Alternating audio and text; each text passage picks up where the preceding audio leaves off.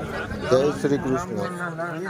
અહીંયા પરિવાર આયોજિત શ્રીમદ ભગવત જ્ઞાન યજ્ઞ એટલે કે ભાગવત સપ્તાહની કંકોત્રીનું શુભ મુહૂર્ત આજરોજ આજુબાજુના ગ્રામ્ય વિસ્તારના આગેવાનો તેમજ સગા સંબંધીઓ દ્વારા હરખની ડેલીએથી છૈયા પરિવારની ડેલીએ શ્રીમદ ભગવત જ્ઞાન યજ્ઞનો આગામી સમયમાં શુભારંભ થવાનો છે.